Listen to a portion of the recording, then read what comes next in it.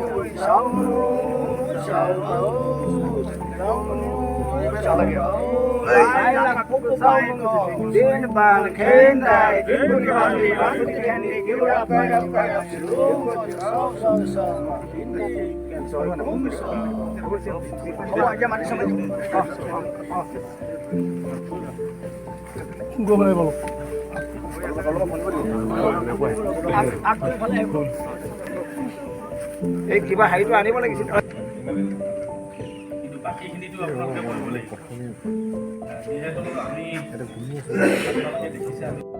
মানে 31 জানুৱাৰী দিনটোত সমগ্ৰ অসমতেই সমগ্ৰ জাতি জনগোষ্ঠী লগ লাগি এক me-dum-mefi উদযাপন কৰা হয়। আমি এইবাৰ অসম চৰকাৰৰ উদ্যোগত সাংস্কৃতিক বিভাগৰ উদ্যোগত আমাৰ এই ঐতিহাসিক আমলখি দেওশাল জানে এখন চৰাইদেউত যেতিয়া স্থায়ী ৰাজধানী আছিল তাৰ পৰা মোহনদাই পণ্ডিতসকলে ইয়ালৈ স্থানান্তৰ কৰিলে আৰু এই স্থানান্তৰ কৰা এইখন ঐতিহাসিক দেওশাল ইয়াত আমি চৰকাৰী উদ্যোগত প্ৰথমবাৰৰ বাবে আমি 31 জানুৱাৰী তাৰিখে আমি দুদিনীয়াকৈ 30 আৰু 31 তাৰিখে আমি ইয়াতে me-dum-mefi আয়োজন কৰিছোঁ। তাৰে আজি আমি লাই খুঁটা অৰ্থাৎ প্ৰথম খুঁটাটো পুতি আমি পণ্ডিতসকলৰ নীতি নিয়মেৰে আমাৰ যিসকল মলুঙৰ উপস্থিতিত আমি লাই খুঁটা পুতিছোঁ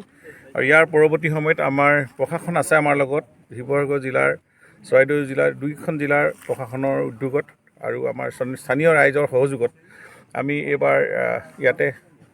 এই ঐতিহাসিক স্থানতে আমি me-dum-mefi আয়োজন কৰিছোঁ আৰু ইতিমধ্যে গভৰ্ণমেণ্টৰ পৰা অলৰেডি আমাৰ গোটেইখিনি নটিফিকেশ্যন আহিছে। আমি এতিয়া খন্তেক পিছতে এখন ইয়াৰ ৰাইজক লৈ এখন অভ্যৰ্থনা সমিতি আদৰণি সমিতি আমি নিৰ্মাণ কৰিম বিভিন্ন বিভাগত। ইয়াতে আমি ব্লক থাকিব আমাৰ মহিলা গোটসমূহ তেওঁলোকৰ ষ্টল থাকিব ইয়াতে আমাৰ ঐতিহাসিক যিখিনি আমাৰ পৰম্পৰা ড্ৰেছ পোছাক সাজ পোছাক খাদ্য এইবিলাকো ইয়াতে ষ্টল হ'ব আৰু আমি ভাবোঁ যে এইবাৰ যিহেতু মাননীয় মুখ্যমন্ত্ৰী ইয়াতে আহিব এইখন me-dum-mefiত আৰু কাৰণ প্ৰতি বছৰে তেখেতে ক'ৰবাত নহয় ক'ৰবাত এনেকুৱা ধৰণৰ me-dum-mefi হওক লাচিত দিৱস হওক আমাৰ অসম দিৱসত উপস্থিত থাকেই।